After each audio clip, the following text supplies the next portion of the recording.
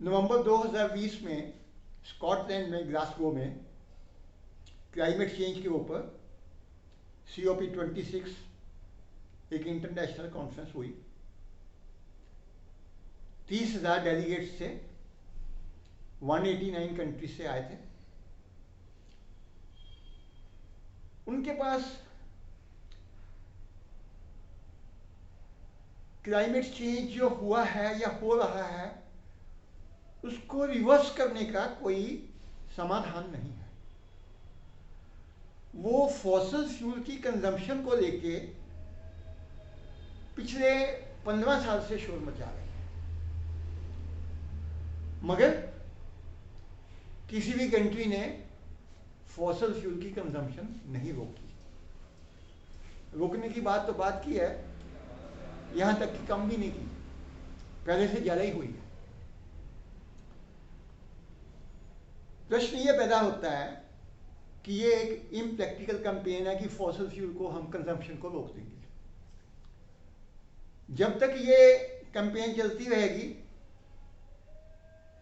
जो धरती का तापमान है आज से 150 साल पहले 15 डिग्री सेंटीग्रेड था, अब 16 डिग्री सेंटीग्रेड हो गया।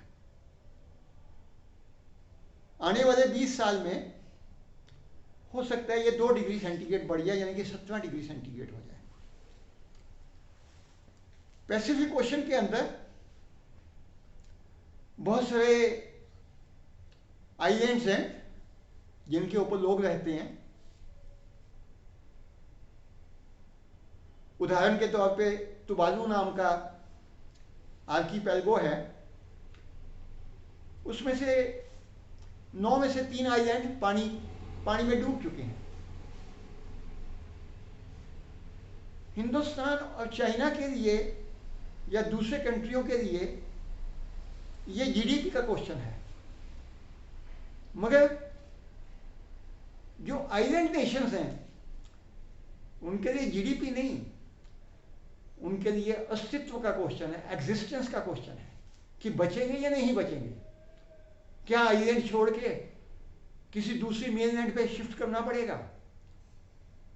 उनके जो आइलैंड्स हैं वो टोटली पानी के अंदर डूब जाएंगे। उनके घर घाट खेती बाड़ी जो कुछ था वो सब पानी में डूब जाएगा। अमेरिका ने 12 सैटेलाइट आसमान में छोड़े हैं, किसके लिए?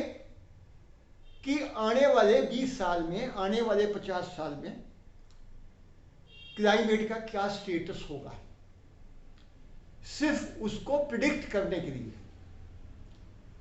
अगर उनसे पूछो कि क्या आप ग्लोबल वार्मिंग जो हो रही है इसको वापस, जो 150 साल पहले टेम्परेचर था 15 डिग्री सेंटीग्रेड का, क्या आप 15 डिग्री सेंटीग्रेड टेम्परेचर धरती का तापमान वापस ले आओगे? तो उनके पास कोई भी क्लियर कट जवाब नहीं है।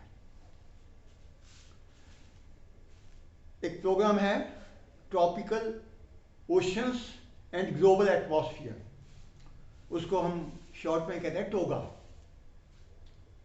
ऐसे ही एक प्रोग्राम है WCRP, world climate research program. उसके ऊपर वेस्टर्न वर्ल्ड ने ट्रिलियंस ऑफ डॉलर्स लगा दिए हैं। Thousands of scientist day and night TOGA program के अंदर और WCRP के प्रोग्राम के अंदर मेहनत कर रहे हैं। पूछो कि क्या कर लोगे? क्या ग्लोबल वार्मिंग को रिवर्स कर दोगे? क्या ग्लोबल वार्मिंग को रोक दोगे? क्या जो 16 डिग्री टेम्परेचर आज है, क्या 20 साल के बाद क्या 16 डिग्री रह सकेगा?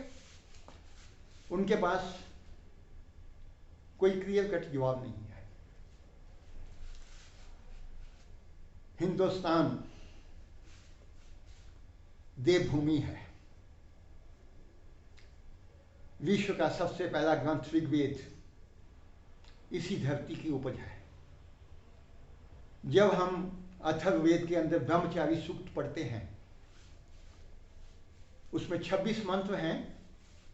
उसमें से मंत्र संख्या नंबर 10 और 11 वो हमें ग्लोबल वार्मिंग का जो समस्या है, उसके अंदर जो फंडामेंटल ब्लंडर हुई है, फंडामेंटल मिस्टेक हुई है, मिसअंडरस्टैंडिंग हुई है, उसका संकेत देता है।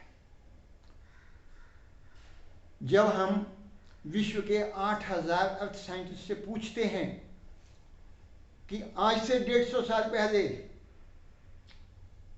धरती का तापमान जो 15 डिग्री सेंटीग्रेड था, उसका सोर्स क्या था, वो उसको किस वजह से वो 15 डिग्री सेंटीग्रेड था, जो 15 डिग्री सेंटीग्रेड टेम्परेचर की हीट थी वो कौन देता था, तो सारा विश्व एक स्वर में कहता है कि सूर्य की तपश से, सूर्य की धूप से धरती का तापमान 15 डिग्री है।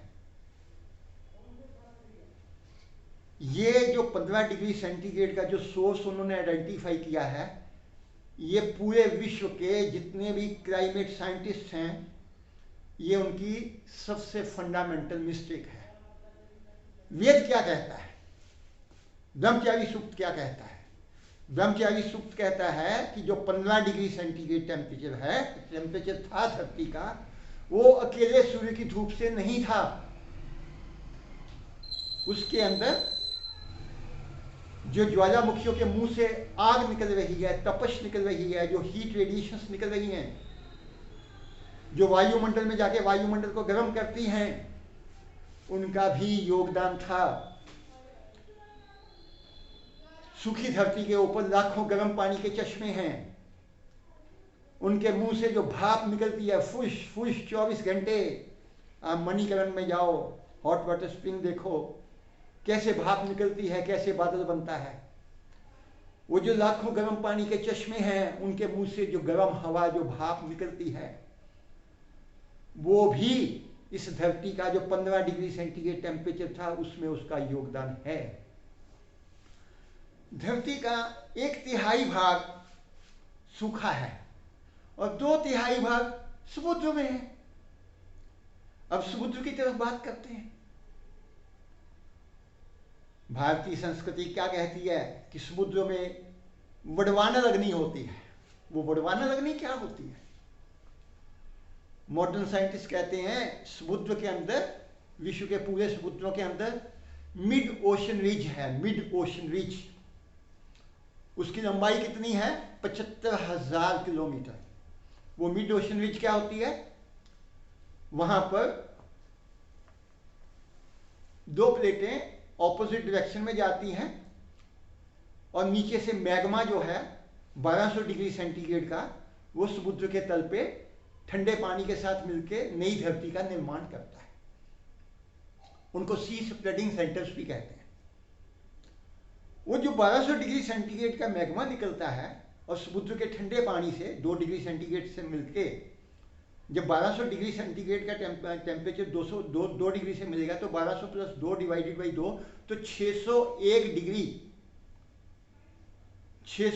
डिग्री सेंटीग्रेड का गर्म पानी वहां पैदा होता है मिड ओशन रिज पे, सी स्प्रेडिंग सेंटर पे। वो गर्म पानी पूरे विश्व के समुद्र के पानी का तापमान जो है, उसकी गर्मी जो है कंट्रीब्यूट करती है। आप कल्पना करो कि वो जो 75,000 किलोमीटर लंबी मिड ओशन रिज है, अगर उसमें से मैग्मा निकल के समुद्र के पानी को गर्म करना बंद कर दे, मान लो कि 6 महीने के लिए वो मिड ओशन रिज से मैग्मा ना निकले, तो जो समुद्र के पानी का तापमान है वो इतना ठंडा हो जाएगा कि पूरे 7 समुद्र जो विश्व के हैं उनके अंदर बर्फ जम जाएगी। धरती के ऊपर आइस एज आ जाएगी, प्रलय आ जाएगी, एक भी आदमी जिंदा नहीं रहेगा।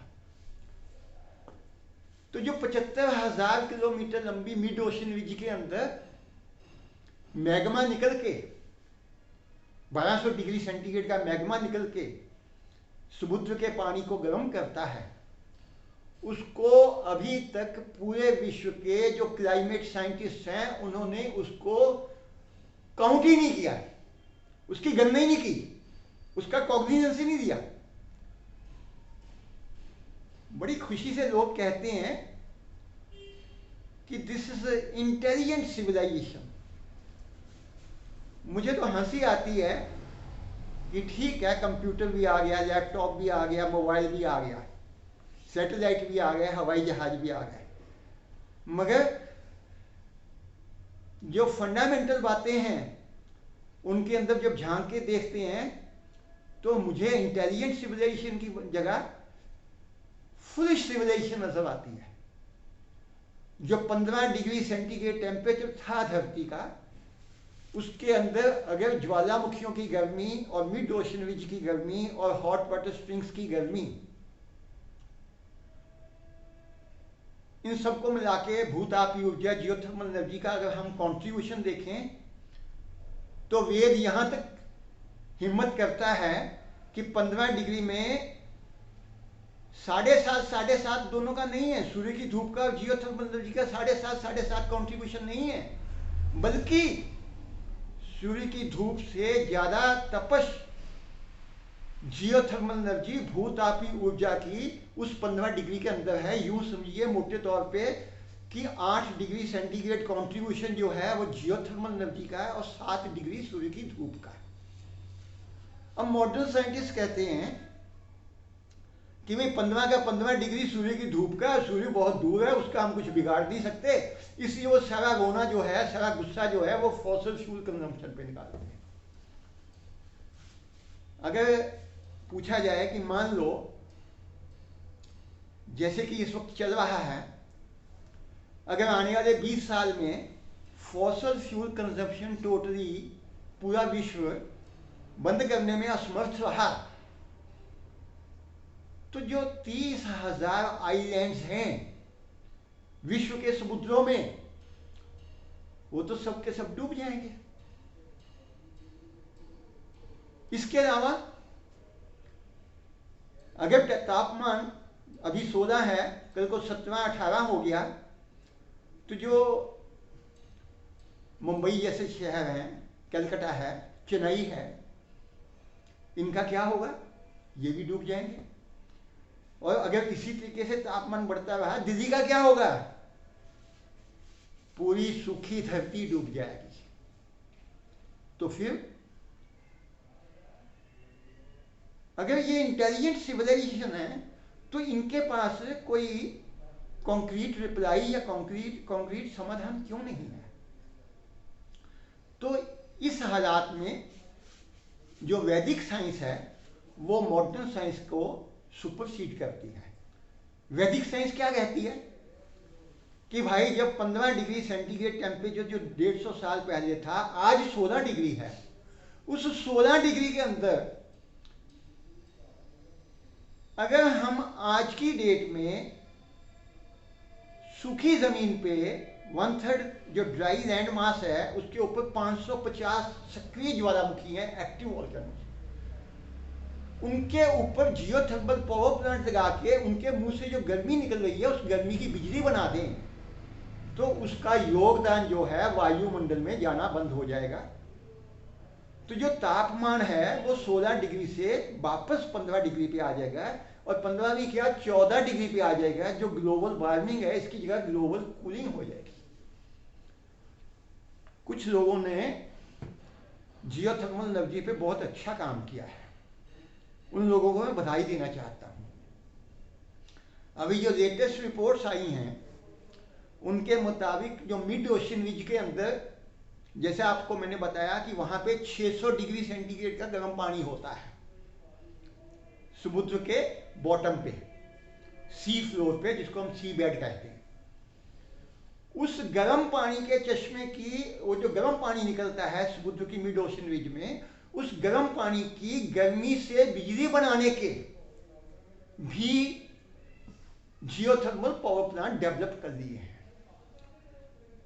जो प्रोटोटाइप प्लांट बना है उसमें 60 मेगावाट का प्लांट मिड ओशन रिज के गर्म पानी की गर्मी से बिजली बना सकता है। अगर इस तरीके के 60 मेगावाट के प्लांट हम पूरे विश्व के 75,000 किलोमीटर की जो मिड ओशन रिज है उसके अंदर लगाने शुरू कर दें, तो यूं समझिए कि समुद्र के जो पानी का तापमान है वो रिड्यूस हो जाएगा। आपको जब हम समुद्र के पानी की गर्मी की बात करते हैं तो इंडोनेशिया के पास एक वार्म वाटर पूल है। ये इंडोनेशिया और ये पपुआ न्यू गिनिया उसके पास है। वो जो वार्म वाटर पूल है उसमें जो पानी का टेम्परेचर है वो 29 डिग्री सेंटीग्रेड से ऊपर रहता है। उसको विश्व का स्टीम इंजन कहा जाता है। यहाँ तक है कि पिछले 150 साल में वो जो वार्म वाटर पूल है उसका जो साइज है वो बड़ा हो गया है। वो कितना बड़ा हो गया है कि 150 साल पहले जो उसका साइज था उससे वो करीब 3-4 गुना बड़ा हो गया है। अगर ये वार्म वाटर पूल का साइज इसी तरीके से बढ़ता गया तो विश्व के समुद्रों में जो ट्रॉपिकल साइक्लोन्स आते हैं, तूफान आते हैं, उनकी संख्या बढ़ जाएगी। संख्या भी बढ़ जाएगी और साथ ही साथ उसमें जो तेज हवाएं चलती हैं जिसको हम कहते हैं मैक्सिमम सस्टेन्ड विंड स्पीड, वो भी बढ़ जाएगी।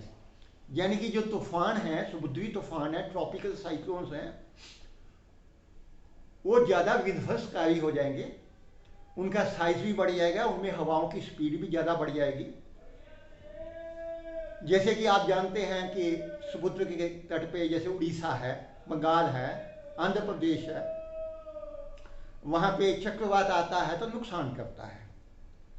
तो अगर वार्म वाटर पूल का साइज बढ़ता गया और उसका टेम्परेचर भी बढ़ता गया तो जो पैसिफिक ओशन में टाइफून आता है, तूफान आता है, ट्रॉपिकल साइक्लोन, उसमें हवा की मैक्सिमम स्पीड आज की डेट में 450 किलोमीटर पर आवर होती है। बंगाल की खाड़ी में जो चक्रवात आता है उसमें मैक्सिमम स्पीड हवा की जो होती है वो 222-225 इतनी होती है। उसको सुपर साइक्लोन कह देते हैं। 220 किलोमीटर पर आवर की स्पीड से ऊपर जाती है हवा तो उसको हम सुपर साइक्लोन का दर्जा दे देते हैं। 1999 में उड़ीसा में सुपर साइक्लोन आया था, उसमें हवा की स्पीड 222 किलोमीटर पर आवर थी। तो उड़ीसा में उस वक्त 1 लाख आदमी मर गया था और प्रधानमंत्री वाजपेयी जी ने प्राइम मिनिस्टर रिलीफ फंड से 700 करोड़ रुपया उस वक्त गिरधर गोमांग जो चीफ मिनिस्टर थे उड़ीसा के, उनको नुकसान की भरपाई के लिए दिया था। तो ये जो ग्लोबल वार्मिंग है, अगर इसी तरीके से धरती का तापमान बढ़ता गया तो जो वार्म वाटर पूल है पैसिफिक ओशन में इंडोनेशिया के पास, उसका साइज पहले से बढ़ चुका है और उसका तापमान भी बढ़ रहा है। तो उसकी वजह से पूरे विश्व के अंदर जो एक्सट्रीम वेदर कंडीशंस हैं और जो इवेंट्स हैं उनकी फ्रीक्वेंसी बढ़ जाएगी। आप देखते हैं कि हमारे देश में जो मानसून का पैटर्न है वो भी डिस्टर्ब हो गया है। तमिलनाडु में सूखा पड़ जाता है और तमिलनाडु के हिस्से की बरसात अंडमान सी में हो जाती है। कभी जम्मू कश्मीर में बाढ़ नहीं आई थी और ये केदारनाथ की तबाही, असम के अंदर फ्लड, नेपाल में फ्लड, नॉर्थ ईस्ट में फ्लड, ये इस तरीके की तबाही आज से 40 साल 50 साल पहले देखने को नहीं मिलती थी। हमारे देश में मॉनसून का पैटर्न डिस्टर्ब हो गया है और जो हिमालयन स्टेट्स हैं उसमें फ्लड्स आने शुरू हुए हैं और चक्रवातों का क्या हाल है वो तो आप देख ही रहे हैं। कभी अम्फान आ गया तो कभी यास आ गया। तो पूरे विश्व के अंदर जो ये ग्लोबल वार्मिंग क्लाइमेट चेंज की समस्या है, ठीक है कि आइलैंड नेशंस तो नेस्तनाबूद ही हो रहे हैं, मगर जो ड्राई लैंड मास में 200 कंट्री हैं इनका भी भविष्य जो है खतरे में है। तो मैं विश्व के जो 8000 अर्थ साइंटिस्ट हैं उनका ध्यान इस बात की तरफ दिलाना चाहूँगा कि वो जल्दी से जल्दी विश्व के एक्टिव वॉल्केनोस के ऊपर जियोथर्मल पावर प्लांट्स लगा के उनकी गर्मी को बिजली में कन्वर्ट करें, ताकि वो गर्मी जो है वो वायुमंडल में और ज़्यादा तापमान को मत बढ़ाए। अभी हाल ही में 21 अक्टूबर को पिछले साल जॉइंट सेक्रेटरी हैं MNRE के श्री दिनेश जगदले जी, IAS ऑफिसर हैं, उनसे मेरी वीडियो मीटिंग हुई थी आधे घंटे की। उनको मैंने कहा था कि अंडमान सी में जो बेवन आइलैंड का एक्टिव वॉल्केनो है वो हिंदुस्तान की जुरिस्डिक्शन में है, उसके ऊपर अगर जियोथर्मल पावर प्लांट लगा के उसकी गर्मी की बिजली बना दी जाए तो उसकी गर्मी से जो बंगाल की खाड़ी का सी सरफेस टेम्परेचर बढ़ता है और साइक्लोन पैदा होता है। याद रहे कि जब समुद्र के सी सरफेस टेम्परेचर में 26.5 डिग्री सेंटीग्रेड से ऊपर जाता है तापमान, और साथ में इंटरट्रॉपिकल कन्वर्जन जोन अगर हो तो साइक्लोन बनता है। अगर तापमान 26.5 डिग्री सेंटीग्रेड से ऊपर ना जाए तो इंटरट्रॉपिकल कन्वर्जन जोन के अंदर भी चक्रवात पैदा नहीं हो सकता। तो कहने का मतलब कि अगर हम ज्वालामुखी के ऊपर प्लांट लगा के उसकी गर्मी की बिजली बना दें तो उससे सी सरफेस टेम्परेचर जो है वो 26.5 डिग्री सेंटीग्रेड से अगर नीचे रहे तो बंगाल की खाड़ी में चक्रवात बनने बंद हो जाएंगे। और अगर मान लो 26.5 डिग्री सेंटीग्रेड से नीचे ना भी आए, थोड़ा ऊपर भी रह जाए, तो जो चक्रवात आएंगे उनकी पहले तो संख्या कम हो जाएगी और दूसरा उनके अंदर जो हवा की स्पीड है वो कम हो जाएगी, तो उनकी जो मारक क्षमता वो कम हो जाएगी। यानी कि वो चक्रवात जो है जितनी बर्बादी करते हैं उसका बड़ी मुश्किल से 10% बर्बादी करेंगे, 90% जो है बर्बादी रुक जाएगी। तो उन्होंने मुझे आधा घंटा वीडियो मीटिंग के बाद, उसमें हमारे कंट्री के जो जियोथर्मल एनर्जी के डायरेक्टर हैं गिरीश कुमार जी, उस वीडियो मीटिंग में आधा घंटा वो भी मौजूद थे। तो जॉइंट सेक्रेटरी साहब बहुत प्रसन्न हुए वीडियो मीटिंग से। उन्होंने मुझे कहा कि आप एक साइंटिफिक पेपर लिखिए 1 महीना लगा के, फिर हम ONGC के एनर्जी सेंटर को आपका पेपर देंगे और मिनिस्ट्री ऑफ अर्थ साइंसेस की भी सहायता लेंगे। तो अंडमान में बेवन आइलैंड के ज्वालामुखी के ऊपर उसकी गर्मी की बिजली बनाने के लिए एक जियोथर्मल पावर प्लांट लगाने का। कहने को तो मोदी जी बहुत डींगे मारते हैं, मगर अभी तक जियोथर्मल एनर्जी में हम बहुत पीछे हैं। ग्वाटेमाला में पपाया एक्टिव वॉल्केनो है, उसके ऊपर बिजली बनाने का प्लांट लग चुका है और वो बिजली बना रहा है पिछले 10 साल से। ऐसे ही इंडोनेशिया में कुछ ज्वालामुखियों के ऊपर, सक्रिय ज्वालामुखियों के ऊपर बिजली बनाने के प्लांट लग चुके हैं। सलूला नाम की जगह है इंडोनेशिया में, वहाँ पर विश्व का सबसे बड़ा जियोथर्मल पावर प्लांट 330 मेगावाट का काम कर रहा है, बिजली बना रहा है। जापान के अंदर भी सक्रिय ज्वालामुखियों के ऊपर बिजली बनाने के जियोथर्मल पावर प्लांट लग चुके हैं, फिलीपींस में भी लग चुके हैं। कहने का मतलब कि ज्वालामुखियों से डरने की आवश्यकता नहीं है। जो एक्टिव वॉल्केनोज हैं उनके ऊपर जियोथर्मल पावर प्लांट लगा के बिजली बनाने का जो टेक्नोलॉजी है वो वेल एस्टेब्लिश्ड है और पूरे विश्व के अंदर लोग बड़े धड़ल्ले से प्लांट लगा रहे हैं। प्राइम मिनिस्टर रिलीफ फंड से 500 करोड़ रुपया उड़ीसा के चीफ मिनिस्टर को दे दिया गया अभी यह साइक्लोन के बाद, कि जी जो साइक्लोन से जो नुकसान हुआ है उसकी आप भरपाई कर लो। मैं पूछना चाहता हूं क्या उस 500 करोड़ रुपए से हम जियोथर्मल पावर प्लांट नहीं लगा सकते? जब हम समस्या को जड़ से खत्म कर सकते हैं तो फिर ये तमाशेबाजी क्या हो रही है? जब हुदूद साइक्लोन आया तो चंद्रबाबू नायडू आंध्र प्रदेश के चीफ मिनिस्टर थे, मोदी जी प्रधानमंत्री थे। इन्होंने 1000 करोड़ रुपया चंद्रबाबू नायडू जी को दिया हुदूद साइक्लोन की नुकसान की भरपाई के लिए। क्या वो 1000 करोड़ रुपए से हम प्लांट नहीं लगा सकते जियो थर्मल पावर प्लांट अंडमान के बेलन आइलैंड के ऊपर?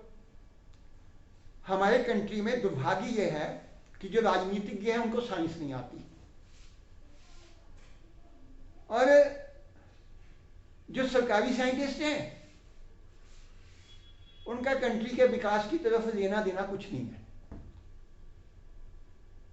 वो यही स्कीमें बनाते रहते हैं कि अपनी जेब कैसे भरी जाए। कंट्री के प्रति वफादारी, कंट्री के प्रति देशभक्ति, राजनीतिज्ञ जो हैं साइंटिफिकली इलिटरेट हैं, और जो सरकारी वैज्ञानिक हैं उनको कंट्री से कुछ लेना देना नहीं। मैं अमेरिका से पूछना चाहता हूं कि जो टोगा प्रोग्राम है, जो WCRP का प्रोग्राम है, और जो 12 सैटेलाइट आकाश में छोड़े हैं कि आने वाले 20 साल में, 30 साल में, 50 साल में क्लाइमेट का क्या स्टेटस होगा, धरती की बर्बादी कितनी होगी या कितनी नहीं होगी, उसको रोकने का प्रोग्राम नहीं है। सिर्फ ये बताने का है कि आप फलां सन में डूब जाओगे। अगर ये पूछा जाए कि क्या आप बचा लोगे, तो उनके पास कोई प्रोग्राम नहीं। तो ये दुर्भाग्य है आज के विज्ञान का कि वैदिक विज्ञान को नजरअंदाज किया गया। अगर आज भी हम ऋग्वेद का पहला मंत्र देखें, उसके अंदर जियोथर्मल एनर्जी, अग्नि देवता की कितनी तारीफ की गई है। विश्वामित्र जी के बेटे मधुचंदा ऋषि ने कहा है, ओम अग्निमीडे प्रोहितम यज्ञस्य देवम ऋत्विजम होतरम रतनधात्मम। हे अग्नि, ये जो धरती है, इसका जो अस्तित्व है, जो धरती की नाभि के अंदर अग्नि का कन्वेक्शन प्लांट चल रहा है, यज्ञ चल रहा है, ये जो पृथ्वी जिस अग्नि के ऊपर टिकी है, जिसके ऊपर 800 करोड़ आदमी बैठ के पिक्चरें देख रहे हैं, वो सारे की सारी धरती का अस्तित्व जो है जिस अग्नि के ऊपर है, वो जो यज्ञ है, वो धरती का अस्तित्व तो है ही है। ये जो धरती फूली हुई है, इसका जो साइज है, वो भी उस अग्नि की बदौलत है। श्री कृष्ण जी भगवत गीता में 15वें अध्याय के 13वें श्लोक की प्रथम पंक्ति में क्या कहते हैं? गाम आविश्य च भूतानि धारयामि अहम ओजसा। गाम का मतलब पृथ्वी, गाम आविश्य, आविश्य का मतलब पृथ्वी के अंदर स्थित होके, पृथ्वी के अंदर स्थित कहां होके? उसकी नाभि में स्थित होके, उसकी नाभि में स्थित होकर गाम आविश्य च भूतानि, कि ये जो पृथ्वी है जिसके ऊपर 800 करोड़ आदमी बैठे हैं, इस पृथ्वी को और 800 करोड़ आदमियों को, और जो पेड़ पौधे हैं, जो पशु पक्षी हैं, गाम आविश्य च भूतानि धारयामि अहम ओजसा, इन सबको मैं सपोर्ट देता हूं, धारण करता हूं अपनी ओज से। कौन सी ओज? आदि शंकराचार्य जी ने जब भगवत गीता का भाष्य लिखा, जिसको शांकर भाष्य कहते हैं, ये गीता प्रेस गोरखपुर ने छापा हुआ है, उन्होंने इस ट्रांसलेशन को, इस श्लोक की ट्रांसलेशन को थोड़ा एलैबोरेट करते हुए लिखा कि श्री कृष्ण जी अर्जुन को कह रहे हैं, अर्जुन, ये जो भारवती पृथ्वी है, जिनको हम प्लेट्स कहते हैं, लिथोस्फेरिक प्लेट्स 100-100 किलोमीटर मोटी, जिनके ऊपर हमने मकान बनाए हुए हैं, जिनके ऊपर दिल्ली टिकी हुई है, जिनके ऊपर पूरे धरती के 200 कंट्री टिके हुए हैं, आदि शंकराचार्य जी लिखते हैं कि ए अर्जुन, श्री कृष्ण जी कह रहे हैं, ए अर्जुन, ये जो भारवती पृथ्वी है, ये ग्रेविटी से, गुरुत्वाकर्षण से नीचे को धंसना चाहती है, ये सबसाइड करना चाहती है, मगर नीचे से आग, जो धरती की नाभि में न्यूक्लियर रिएक्टर चल रहा है, रेडियो एक्टिविटी हो रही है, वहां से जो आग जनरेट हो रही है, वो आग की बॉयंसी से, उसके उफान से ये धरती फूली हुई है, और जो गुरुत्वाकर्षण से ये नीचे को जाना चाहती है, वो आग का बॉयंसी, उफान जो है, उस गुरुत्वाकर्षण को नलीफाई कर रहा है, तो इसलिए ये धरती टिकी हुई है। आगे आदि शंकराचार्य जी क्या लिखते हैं भगवत गीता के भाष्य में कि अगर गुरुत्वाकर्षण बढ़ जाए और धरती से नीचे से आग का प्रेशर कम हो जाए, तो ये धरती नीचे धस जाए, गलत जाए तो डिजास्टर हो जाएगा, हम लोग मारे जाएंगे। और अगर नीचे से आग का प्रेशर बढ़ जाए और गुरुत्वाकर्षण उतना ही रहे तो ये धरती फट जाएगी, टुकड़े टुकड़े हो जाएगी, तो भी डिजास्टर हो जाएगा। तो वो कहते हैं कि भगवान ने इसको किस तरीके से बैलेंस बनाया हुआ है कि ना तो ये धरती नीचे को धंसती है और ना ही ये धरती फूल के फटती है, बल्कि हमने इसको टेकन फॉर ग्रांटेड लिया हुआ, हम चैन की बंसी बजा लें। तो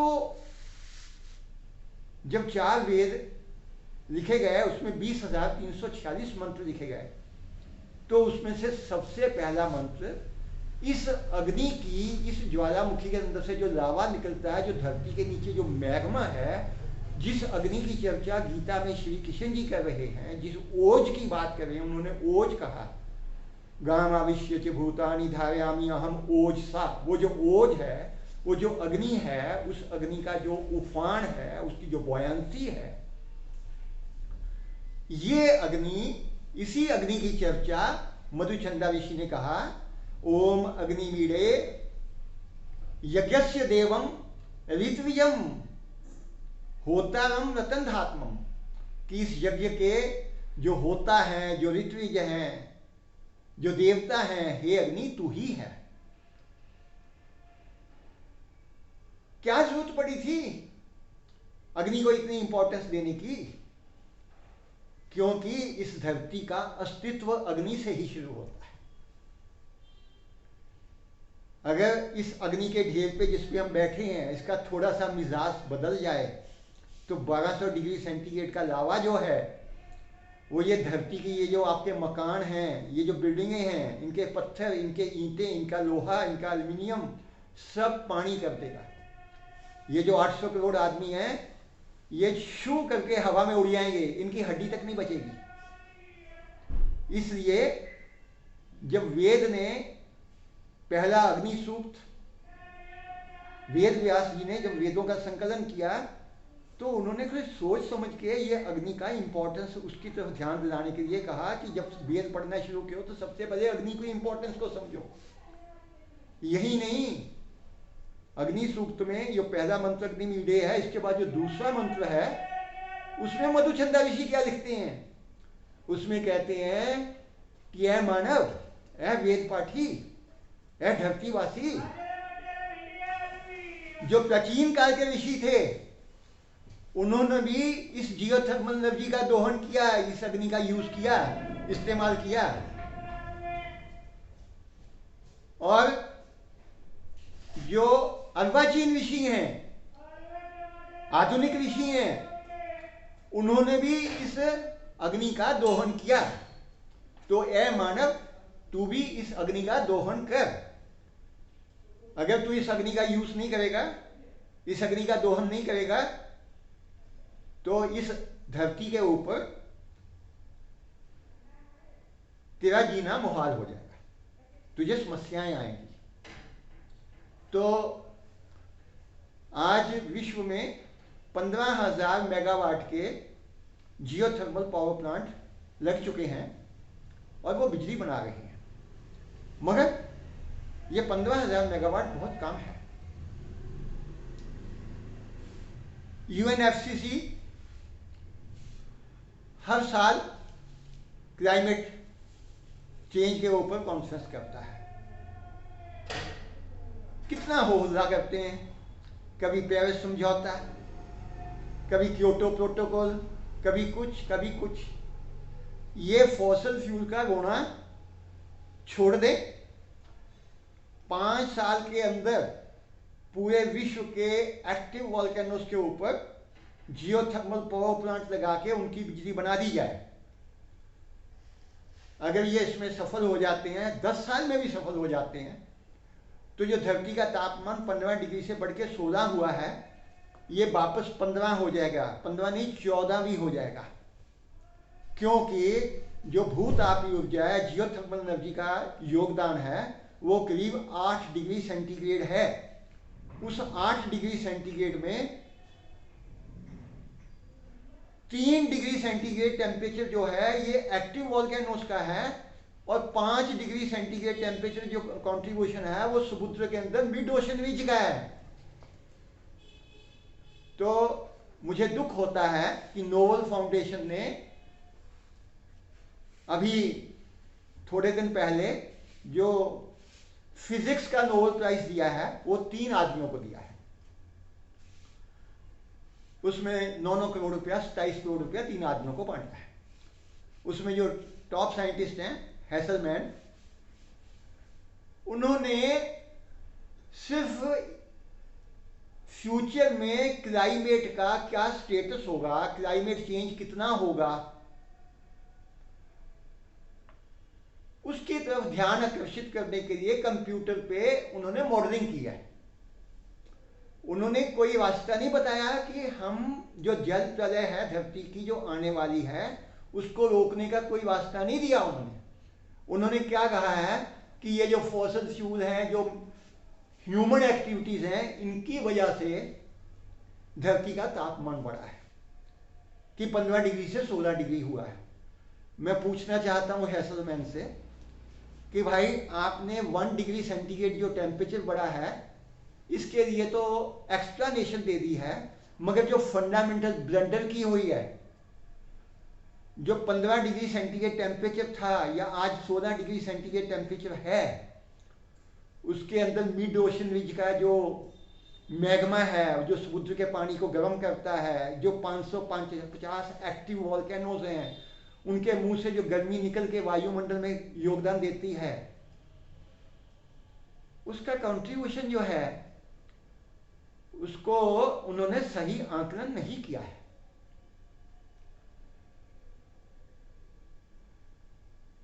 अगर आज भी पूरे विश्व के अंदर यूएनएफसीसी एक बॉडी बना दे जिसका पूरे विश्व के लिए 1 पॉइंट प्रोग्राम हो कि पूरे विश्व की जितनी जियोथर्मल पावर प्लांट लगाने वाली कंपनियां हैं, जैसे ऑर्बिट टेक्नोलॉजी है, जैसे मैनविट है, जैसे डीप ईजीएस है, जितनी भी कंपनियां हैं, काल्पाइन है, पूरे विश्व की जियोथर्मल पावर प्लांट बनाने की कंपनियां जो हैं उनकी एक एपेक्स बॉडी बना दे और उनको वार फुटिंग के ऊपर विश्व के जितने सक्रिय ज्वालामुखी हैं उनके ऊपर जियोथर्मल पावर प्लांट लगाने का काम दे दिया जाए। कहा जाए कि ज्वालामुखियों की गर्मी को आपने बिजली में कन्वर्ट करना है, लोगों को देना है, वो गर्मी वायुमंडल में कंट्रीब्यूट करना बंद कर दे और जितने भी हॉट वाटर स्प्रिंग्स हैं उनके मुंह से जो भाप निकल रही है उनके ऊपर छोटे छोटे वाइमी साइकिल प्लांट लगेंगे, उनके मुंह से जो गर्मी निकल रही है उसका भी वायुमंडल में कंट्रीब्यूशन है, उनकी भी बिजली बना दी जाए। और जो समुद्र के अंदर 75,000 किलोमीटर मिड ओशन रीज है उसके मुंह से जो मैग्मा निकलता है और जो समुद्र के पानी को गर्म करता है 600 डिग्री सेंटीग्रेड का, वहां ब्लैक स्मोकर्स होते हैं, चिमनियां होती हैं 300-300 मीटर लंबी, उन चिमनियों के अंदर से गर्म पानी निकलता है। उस गर्म पानी को उसकी गर्मी की बिजली बनाने की मशीनें बन चुकी हैं। मैंने आपको बताया कि 60 मेगावाट का एक प्लांट उस ब्लैक स्मोकर में लग के उस मिड ओशन रीज में लग के बिजली बनाता है।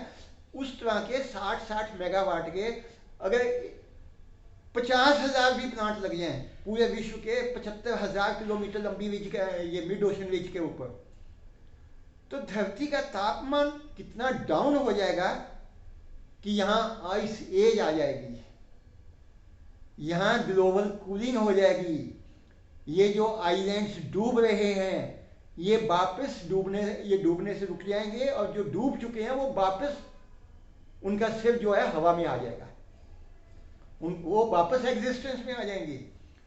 तो जब तक वैसे तो मैंने फिजिक्स का एमएससी किया है, जब तक मैंने ब्रह्मचारी सूक्त का मंत्र संख्या नंबर 1011 नहीं पढ़ा था तब तक मेरे को भी ये धरती के जल मगन होने का जो समस्या थी इसका कोई समाधान नजर नहीं आता था, मगर उसको पढ़ने के बाद मुझे समाधान नजर आ गया।